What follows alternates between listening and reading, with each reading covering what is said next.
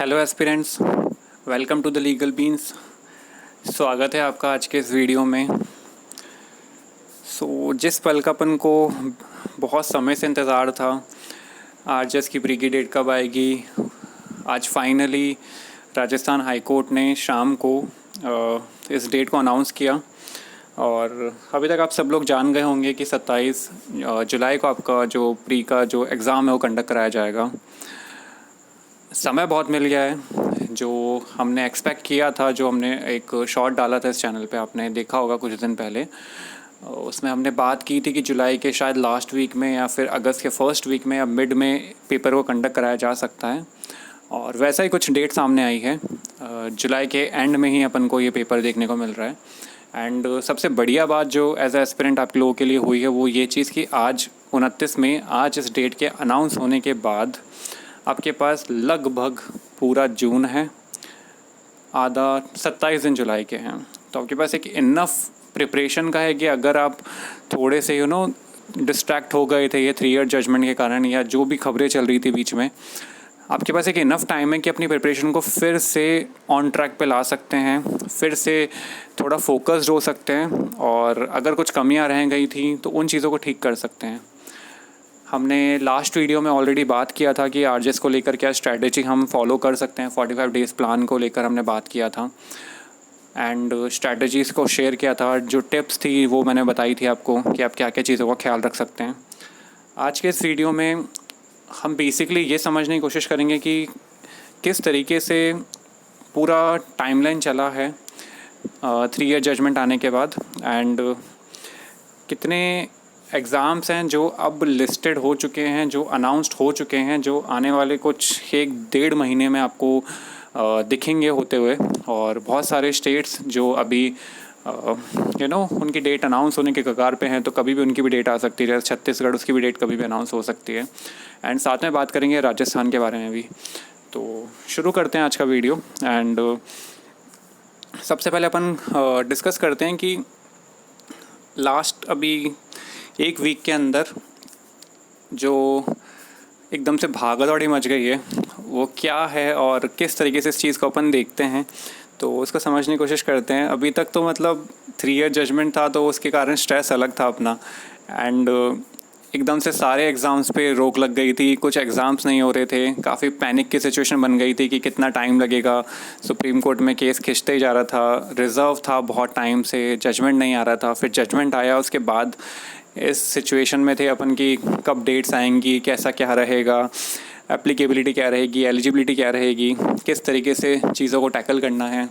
And समय कितना जल्दी बदल गया। अब 1 हफ़्ते के अंदर ही अपन ने इतने सारे स्टेट्स के डिफरेंट एग्ज़ाम्स की डेट्स को देख लिया कि एकदम से भागदौड़ी का माहौल सा बन गया है। तो आई होप, मतलब समझ नहीं आ रहा कि अपन को इस चीज़ पे खुश होना चाहिए या फिर दुखी होना चाहिए। अब जैसा भी है, क्या कर सकते हैं। थोड़ी तो पैनिक की सिचुएशन क्रिएट हो गई है। अगर आप एक से ज़्यादा स्टेट्स को टारगेट कर रहे हैं, डिफरेंट एग्ज़ाम्स को टारगेट कर रहे हैं, तो कहीं ना कहीं एक ये पैनिक की सिचुएशन तो क्रिएट कर गया है कि अगर आपने सिस्टमेटिक अप्रोच नहीं करी तो आपकी बैंड बज सकती है। क्योंकि थोड़ा है, अपन बात करते हैं इसके ऊपर कि क्या डेट्स रहेंगी। एंड आपने देखा कि अभी कुछ दिन पहले, 1-2 दिन पहले, एपीओ जो राजस्थान के अंदर मेंस है उसकी डेट अनाउंस की गई, जो आपका 1 जून को लगेगा। सबसे पहले उसकी बात कर लेते हैं। उसके एडमिट कार्ड्स आज अवेलेबल हो गए हैं। अगर आप एपीओ मेंस की प्रिपरेशन में हैं और आपने राजस्थान जुडिशरी का भी फॉर्म भर रखा है, तो देखिए बिल्कुल अभी तो आरजेएस के बारे में सोचना नहीं है। सबसे पहले आपके 1-2 दिन में अभी एपीओ मेंस लगना है, उस चीज़ पे ख्याल रखिए, अपनी प्रिपरेशन उसमें स्ट्रॉन्ग रखिए। टेस्ट सीरीज़ अगर आपने ज्वाइन कर रखी है तो उन पे करिए, प्रिपरेशन पूरी अच्छे से रखिए, आंसर राइटिंग की प्रैक्टिस करिए, ऑर्डर राइटिंग जो भी चीज़ें उसमें आ रही हैं उनकी प्रिपरेशन कीजिए। एंड जब आप एपीओ से फ्री हो जाएं उसके बाद आप आरजेएस की प्रिपरेशन में बिल्कुल फोकस्ड होकर लग जाइए। तो बात करते हैं रिसेंटली जो अभी जो ऑल स्टेट्स की जो एग्ज़ाम्स हैं उनके अंदर जो डेट्स अनाउंस की गई है। सबसे पहले अपना एपीओ मेंस आता है जिसकी डेट अभी रिसेंटली अनाउंस की गई 1 जून को जो कंडक्ट कराया जाएगा। उसके बाद आपका जो अगला एग्ज़ाम आ रहा है वो केरल जुडिशरी का आ रहा है जिसका प्री 22 जून को कंडक्ट कराया जाएगा। उसके बाद अपना गुजरात का एग्ज़ाम आ रहा है जो कि 29 जून को उसका प्री लगेगा। एंड उसके बाद आज शायद अभी शाम को ही कुछ समय पहले ही आंध्र प्रदेश का जो सिविल जज का प्री का एग्ज़ाम है जिसको हम स्क्रीनिंग टेस्ट भी बोलते हैं उसकी डेट भी अनाउंस हो गई है जिसके बारे में अभी शॉर्ट जल्दी ही अपलोड कर दिया जाएगा। उसका प्री का एग्ज़ाम आपका 13 जुलाई को कंडक्ट कराया जाएगा जिसके एडमिट कार्ड 4 जुलाई से आपको अवेलेबल हो जाएंगे पोर्टल पे। एंड उसके बाद अपना हिमाचल प्रदेश, जी हाँ, हिमाचल प्रदेश के मेंस का एग्ज़ाम जो बहुत टाइम से स्टे लगा हुआ था, अटका हुआ था, उसकी भी डेट आज अनाउंस हुई। एंड 15 जुलाई से 19 जुलाई के बीच में हिमाचल प्रदेश के जो मेंस है जुडिशरी का उसको कंडक्ट कराया जाएगा। और फिर आपका आता है आरजेएस जो कि आज जिसकी डेट आई 27 जुलाई। तो आप अगर इस डेट को ध्यान से देखेंगे समझेंगे तो आपको समझ में आएगा कि कुछ स्टेट हैं अगर उनको एक साथ देखें तो हाँ टाइम की थोड़ी सी तो प्रॉब्लम अपन को देखने को मिलती है कि 1-2 दिन का टाइम मिला है और उस चीज़ को अपन किस तरीके से देखते हैं वो अपने ऊपर डिपेंड करता है। बट हाँ प्रॉब्लम तो क्रिएट हुई है क्योंकि देखा जाए तो अगर आप आंध्रा का भी दे रहे हैं और हिमाचल जुडिशरी का मेंस का भी पेपर दे रहे हैं तो 13 जुलाई को तो आपका आंध्र प्रदेश का प्री का पेपर लगेगा। एंड देन मेंस आपको 15 जुलाई से 19 जुलाई के बीच में आपका मेंस का पेपर है। एंड वहीं अपन को सबसे आखिरी में आरजेएस देखने को मिलता है। अगर आप एपीओ का दे रहे हैं तो आपको प्रॉब्लम की ज़रूरत नहीं है, आप पहले एपीओ निकालिए, आराम से पेपर दीजिए, उसके बाद अपना आरजेएस की प्रिपरेशन में लगिए। अगर आपने साथ में गुजरात जुडिशरी का फॉर्म भर रखा है तो वो आपको पता है 29 जून को उसका पेपर लग रहा है, 29 जून को। आपके पास उसमें भी अच्छा खासा टाइम मिल जाता है। आप जैसा कि अपने लास्ट वीडियो में स्ट्रैटेजी के अंदर जो बनाया था आरजेएस के ऊपर उस पर अपने बात की थी कि आप उस चीज़ को इस तरीके से देख सकते हैं कि गुजरात और राजस्थान के अंदर जो जो कॉमन लॉज हैं उनको आप एक अलग कैटेगरी बना सकते हैं और जो डिफरेंट है वहाँ के लोकल लॉज हो गए, अपने यहाँ के लोकल लॉज हो गए, लैंग्वेजेस के पेपर हो गए, उनको आप अलग बना सकते हैं और अपनी स्ट्रैटेजी एंड वीकनेस के अकॉर्डिंग उनको टारगेट कर सकते हैं। उससे अपन ऑलरेडी डिटेल में बात कर चुके हैं तो उस पर ज़्यादा बात नहीं करते हैं। एंड अगर आप केरल की भी एग्ज़ाम की प्रिपरेशन कर रहे हैं तो आपको पता है कि 22 जून उसकी डेट आई है तो उसमें भी आपको कहीं ना कहीं देखे तो थोड़ा टाइम मिल जाता है, आप उसकी प्रिपरेशन कर सकते हैं। सबसे बड़ी प्रॉब्लम अगर आंध्रा का और हिमाचल का अगर साथ देखते हैं तो अपन को थोड़ी सी टाइम की लगती है। तो उसके लिए अगर आपको सिस्टमेटिक अप्रोच आप नहीं निभाते हैं, नहीं फॉलो करते हैं तो प्रॉब्लम आ सकती है क्योंकि दोनों ही, एक तो प्री का सिस्टम ही पूरा अलग है क्योंकि आंध्रा का पेपर बिल्कुल अलग और हिमाचल का पेपर मीन्स बिल्कुल अलग। तो उन चीज़ों में आपको एक सिस्टमेटिक अप्रोच देखना पड़ेगा अगर आप उन चीज़ों का साथ में, उन दोनों का एग्ज़ाम का पेपर साथ में दे रहे हैं तो। और इसके बाद अपन बात करते हैं आरजेएस के सिलेबस में, जैसा कि अब डिटेल में थोड़ा आरजेएस से बात कर लेते हैं। आरजेएस का सिलेबस ये चेंज हुआ, पहले तो थोड़ा सा ही आता था वो भी बहुत ज़्यादा लगता था और अब सिलेबस भी इतना ज़्यादा बड़ा हो चुका है। उस सिलेबस को किस तरीके से टैकल किया जाए, स्ट्रैटेजीज़ वैसे देखा जाए तो यूट्यूब पे बहुत अवेलेबल हैं। एंड मैं आपको ये सजेस्ट करूँगा कि आप अपनी खुद की स्ट्रैटेजी फॉलो कीजिए, लोकल लॉस को अच्छे से देख के हुए चलिए। अगर आप लोकल लॉस पे कमांड बना पाएंगे तो आपको बहुत हेल्प रहेगी। लैंग्वेजेस के पेपर जो आरजेएस में होते हैं 30 मार्क्स के, उनको अपनी स्ट्रेंथ बनाइए। अगर आपकी हिंदी वीक है तो हिंदी पे चलिए, इंग्लिश वीक है तो उस पर काम करिए। रेगुलर आपके पास इनफ टाइम है, आप उस पर काम करते हुए चलिए। अच्छी बुक्स मार्केट में अवेलेबल हैं, अगर आपने वो नहीं ले रखी तो आप ले सकते हैं। आपके पास इतना इनफ टाइम मिल गया कि अगर आपने अभी तक हिंदी इंग्लिश की कोई कोचिंग वगैरह नहीं ली है तो शायद अभी बहुत सारे कोचिंग वाले इन चीज़ों का निकाल देंगे। तो आप एंड मोमेंट पे अभी कुछ क्लासेस वगैरह भी ले सकते हैं हिंदी इंग्लिश की, वो आप अपने अकॉर्डिंगली देख लीजिए आप कहाँ से क्या प्रिपरेशन कर रहे हैं। बट हिंदी इंग्लिश को प्लीज़ लाइटली मत लीजिएगा क्योंकि यही चीज़ है जो आपको मेरिट में लेके आती है। एंड लास्ट जो पेपर लगा था उसके अंदर भी शायद 72 जनरल का गया था एंड हिंदी इंग्लिश ने काफ़ी इंपॉर्टेंट रोल प्ले किया था। लेवल ठीक रहता है राजस्थान के अंदर हिंदी इंग्लिश का, ना ज़्यादा ईजी रहता है ना ज़्यादा टफ रहता है, थोड़ा एक मीडियम लेवल का रहता है। बट अगर आपने नहीं पढ़ा तो हर एक चीज़ ही टफ है। रूल्स बेस्ड क्वेश्चंस आते हैं, आपको रूल्स पता होने चाहिए। अब लॉ का जैसा नहीं ना अपने सेक्शन से याद कर लिए, लॉ एक अलग चीज़ हो जाती है। अपना लैंग्वेज के अंदर अपन को उन चीज़ों को देखते हुए चलना है कि अपन को रूल्स को किस तरीके से अप्लाई करना, और वो चीज़ प्रैक्टिस मांगती है। तो अपनी प्रैक्टिस को अच्छे से बना के चलिए और अगर आप एपी को दे रहे हैं तो उसकी बात अपन ने कर लिया है, इसके बाद भी कुछ इनफ टाइम रहेगा। इसके बाद अपन बात करते हैं कि रिवीजन बहुत एक इम्पॉर्टेंट चीज़ है। अगर आपकी प्रिपरेशन, देखिए आरजेएस में इनफ टाइम ऑलरेडी मिल चुका है। रिवीजन की बात हमेशा हर एग्ज़ाम में इसलिए की जाती है कि रिवीजन आपकी प्रिपरेशन को एक कॉन्क्रीट एक फॉर्म प्रोवाइड कर देता है। आप उस चीज़ को सॉलिडिफाई कर सकते हैं। आपने रिवीजन नहीं करा तो वो चीज़ आपके मन में थोड़ी कच्ची कच्ची रह जाती है। मैं आपको यही सजेस्ट करूँगा कि प्लीज़ अगर आपकी प्रिपरेशन कंप्लीट हो चुकी है तो इन 50-60 डेज़ को थोड़ा यूटिलाइज़ कीजिए एंड रिवीजन को थोड़ा स्ट्रॉन्ग रखिए। साथ में आप टेस्ट सीरीज़ ज्वाइन कर सकते हैं डिफरेंट कोचिंग्स की। अभी इस एग्ज़ाम्स की डेट अनाउंस होने के बाद निकल जाएंगी, ऑलरेडी निकल गई होंगी। तो आप जो भी आपको कोचिंग इंस्टीट्यूट पसंद हो, जैसा भी हो, आप उनकी टेस्ट सीरीज़ को ले सकते हैं। अगर आप प्रैक्टिस नहीं करेंगे तो उसका बहुत नुकसान होता है। मैं इस चीज़ को ऑलरेडी फेस कर चुका हूँ, तो मैं वो सजेस्ट नहीं करूँगा आपको। थोड़े से ही मतलब 500-1000 रुपीज़ तक आपको ये चीज़ें मिल जाती हैं, तो ज़्यादा कॉस्टली भी नहीं होता है। तो अगर आप ले लेंगे तो आपको एक पता लग जाएगा चीज़ें। अभी अपने पास टाइम है, टेस्ट सीरीज़ देते हैं, रेगुलर बेसिस पे टेस्ट सीरीज़ दीजिए, रेगुलर बेसिस पे क्वेश्चन सॉल्व कीजिए। आपको फ्री मटेरियल भी काफ़ी आपको हर जगह मिल जाता है। बुक्स आती हैं बहुत सारी, आप उनको ले लीजिए। डिफरेंट पीवाईक्यू को एनालाइज कर सकते हैं, बट क्वेश्चन सॉल्व कीजिए। उसके बिना एग्ज़ाम नहीं निकलेगा। एंड मैं चाहता हूँ आप लोग को सबका, जो भी इस वीडियो को देख रहे हैं, जो भी आरजेएस में सेट कर रहे हैं, सबका पेपर निकले, बट वो पॉसिबल नहीं है। जिसकी प्रिपरेशन अच्छी रहती है और वो उस चीज़ को एग्जीक्यूट कर पाता है अच्छे से, उसी का सीट कंफर्म हो पाती है, वही एग्ज़ाम क्लियर कर पाता है। और इस चीज़ों को हेल्प करता है आपको टेस्ट सीरीज़, क्योंकि आपको एक मिरर दिखा देता है, आपको कहीं ना कहीं शीशा दिखा देता है कि आपने जो प्रिपरेशन करी है इतने टाइम से, आप उस प्रिपरेशन के बाद कहाँ स्टैंड करते हैं। तो प्लीज़ टेस्ट सीरीज़ को इग्नोर ना कीजिए। एंड एक चीज़ और, आरजेएस का जो पेपर होता है, वैसे तो ये बात कहना ज़्यादातर ठीक नहीं होगा, पर ये बेयरक बेस ज़्यादा रहता है। पर जो रीसेंट ट्रेंड्स और आखिरी जो पेपर्स हुए हैं उनमें मुझे तो ये फील नहीं हुई चीज़ें। बेयरक पे कमांड होना पर ज़रूरी है।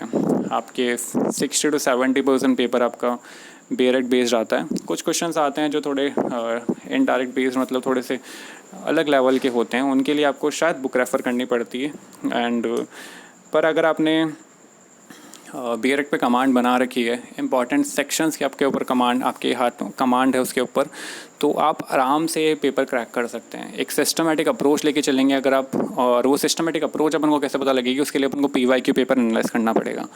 तो अभी 1-2 दिन का भी अगर आप मेंस दे रहे हैं एपीओ का, तो अभी तो उस पर फोकस रखिए। जैसे ही एपीओ मेन से फ्री होते हैं, उसके बाद सबसे पहले पीवाईक्यू अपना एनालाइज कीजिए। अगर आपने ऑलरेडी कर लिया है तो आपको पता है कि आपको किस तरीके की स्ट्रैटेजी फॉलो करनी है। आपको ऑलरेडी अगर पीवाईक्यू एनालाइज करते हो तो आपको पता लग जाता है कि किस एरिया में से, कहाँ से किस क्वेश्चन, कौन से क्वेश्चन बने हैं, किस लेवल के क्वेश्चन बने, तो उसको आइडेंटिफाई कर सकते हैं। बट वही वाली बात होती है, पीवाईक्यू के सारी चीज़ें ज़रूरी नहीं होता वो चीज़ फॉलो कर होए आने वाले एग्ज़ाम्स में भी।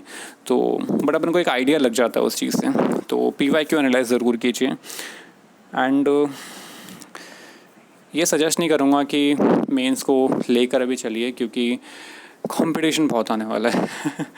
एंड ये बात मैं इसलिए कह रहा हूँ क्योंकि अब अगर ये 1 साल पहले एग्ज़ाम आया होता तो शायद मैं ये चीज़ ना कहता, बट 3 ईयर रूल के बाद चीज़ें पूरी की पूरी बदल चुकी हैं। कहीं ना कहीं देखें तो आखिरी मौका अपने लिए, अगर आपने 3 ईयर्स कंप्लीट नहीं करे हैं प्रैक्टिस के, तो फ्रेशर्स के लिए तो बिल्कुल आखिरी मौका ही है। फोड़ दीजिए, बिल्कुल फोकस हो जाइए। थोड़ा मैनेज करना पड़ेगा, एंड आपके फाइनल ईयर के अगर एग्ज़ाम्स हैं तो थोड़ा मैनेज करके चलना पड़ेगा, बट आखिरी मौका है। इसके बाद शायद अगला मौका काफ़ी हार्ट ब्रेकिंग है बोलना ही ये चीज़, पर वक्त लगेगा वो मिलने में फिर। तो पूरा फोकस इस चीज़ों पे रखिए एंड उसी तरीके से प्रिपरेशन करिए। एंड इस बात को तो एक्सपेक्ट करके चलिए कि हाँ, कंपटीशन अच्छा मिलने वाला है। राजस्थान में भी आपको कंपटीशन अच्छा मिलेगा, और साथ में अभी छत्तीसगढ़ जो शायद कुछ ही वीक्स में या फिर कुछ दिनों में शायद अनाउंस हो जाए। उसमें भी शायद आपको कंपटीशन अच्छा देखने को मिल सकता है। अच्छा, छत्तीसगढ़ में भी शायद चेंजेस हुए थे। उसमें शायद जीके ऐड की गई है छत्तीसगढ़ के अंदर, राइट? या तो उस चीज़ का भी आपको थोड़ा ध्यान रखना पड़ेगा। और टेस्ट सीरीज़ अगर आप लेते हैं तो एक पॉइंट पे मैं बात करना चाहूँगा कि टाइम मैनेजमेंट पे बहुत ख्याल रखिएगा। मैंने पेपर दिया था आरजेएस का, तो उसके अंदर पेपर बड़ा लेंदी आया था, तो मेरे टाइम मैनेजमेंट में काफ़ी प्रॉब्लम आ गई थी। एंड उस चीज़ों को मुझे काफ़ी समय लगा उस पे काम करने में, उसको चीज़ को सुधारने में। एंड मेरे काफ़ी क्वेश्चंस भी छूटे थे। तो मैं नहीं चाहता आपके साथ ये हो, इसलिए प्लीज़ इस चीज़ों को अभी से लेके चलिए। अगर आप रेगुलरली डिफरेंट कोचिंग के आपने टेस्ट सीरीज ले रखी है, या जैसे पेपर आप पीवाई की सॉल्व कर रहे हैं, तो टाइमर लेके आप स्टॉप वॉच फ़ोन में लगा के, जैसे भी हो आप लगा के इन चीज़ों को प्रैक्टिस कर सकते हैं। क्योंकि देखिए, अगर पेपर लेंदी आया तो आप उसके लिए पहले से प्रिपेयर रहेंगे। वो मेरी वाली गलती आपके साथ नहीं होगी। मेरे से टाइम मैनेज ही नहीं हुआ। मैं जब तक हिंदी इंग्लिश के उसमें पहुंचा सेक्शन के अंदर, तब तक हो गया था टाइम। तो वो चीज़ गलती ना कीजिएगा। अभी से कोशिश कीजिए कि टाइम मैनेजमेंट करते हुए चलें। एंड हर चीज़ की सबसे बढ़िया बात पता क्या है? यहाँ पे कोई नेगेटिव मार्किंग नहीं है। आप कोशिश करना कि सारे पेपर सॉल्व करके आएँ। एपीओ का लास्ट अभी प्री लगा था, उसके अंदर नेगेटिव मार्किंग थी। एंड वहाँ टाइम मैनेजमेंट और नेगेटिव मार्किंग को साथ में लेके चलना, उस बंदे से पूछिए जिसने पेपर दिया है। थोड़ा एक टेढ़ी चीज़ हो जाती है। तो इस चीज़ में आपको आरजेएस के अंदर फ़ायदा है कि अगर आप टाइम मैनेजमेंट अच्छे से कर लेते हैं तो आपको नेगेटिव मार्किंग का फ़ायदा मिल जाता है। आपको नेगेटिव मार्किंग यहाँ होती ही नहीं है, तो आपको दिक्कत नहीं आती इन चीज़ों में। आप कोशिश कीजिए पूरा पेपर करके आएँ इसके अंदर। एंड लोकल लॉस पेपर ने बात कर ली, ऑलरेडी कमांड बना के रखिए। एंड बाकी जो स्टेट्स बच गए हैं उनकी डेट्स भी जैसे ही आएंगी, जैसे ही अनाउंस होंगी, आपको इस चैनल के माध्यम से बता दी जाएंगी। बट यही एक्सपेक्ट करके चलिए कि जल्दी ही बाकी स्टेट्स भी आ जाएंगे, अगर आप बाकी स्टेट्स का वेट कर रहे हैं। छत्तीसगढ़ की भी जल्दी डेट आ सकती है, जैसे अपन ने बात करी ऑलरेडी। एंड राजस्थान के अंदर लास्ट टू लास्ट पेपर के अंदर शायद जजमेंट काफ़ी पूछे गए थे। तो मैं एक ये भी चीज़ आपके ध्यान में लाना चाहूँगा कि अगर आपने लेटेस्ट जजमेंट पे नज़र नहीं बना रखी है तो प्लीज़ वो गलती ना करके चलें। एंड लेटेस्ट जजमेंट थोड़े जो आपके जो पूछे जा रहे हैं सब्जेक्ट्स, उनसे रिलेटेड जितने भी लेटेस्ट जजमेंट अभी आ रहे हैं, लैंडमार्क जजमेंट जो हैं, उनके लिस्ट बना लीजिए। उनके कीवर्ड्स लिख लीजिए। आपको पूरा उसका डिटेल लिखने की ज़रूरत नहीं है, उसके कीवर्ड उसके बगल में लिख सकते हैं, ताकि आपको लास्ट मोमेंट रिवीजन के अंदर आपको हेल्प मिल जाएगी। आप उनको सब्जेक्ट वाइज बांट सकते हैं, लैंडमार्क रिसेंट जजमेंट जो भी आ रहे हैं, एंड उसके अकॉर्डिंगली आप उनको लास्ट मोमेंट पर रिवाइज कर पाएंगे। And I agree, last week से बहुत डेट अनाउंस हो गई है, इसलिए काफ़ी भागा दौड़ी का थोड़ा माहौल सा बन गया है। समझ नहीं आ रहा कि किस तरीके से एक प्रॉपर स्ट्रैटेजी बनाई जाए, ताकि अपन अगर अपने एक से ज़्यादा स्टेट्स को टारगेट किया है तो उस चीज़ों को आप अच्छे से मैनेज कर पाएँ। पर एक पैनिक की सिचुएशन बन गई है, बट अपन को पैनिक होना नहीं है। देखिए, अगर अपन पैनिक होंगे तो अपना खुद का ही मेहनत ख़राब कर बैठेंगे। एंड एक सिस्टमेटिक अप्रोच बना के चलिए। स्ट्रैटेजीज़ बहुत अवेलेबल हैं, आपको कोई भी गाइड कर देगा, बट आप अपनी स्ट्रेंथ, अपनी वीकनेसेस खुद जानते हैं, खुद समझते हैं।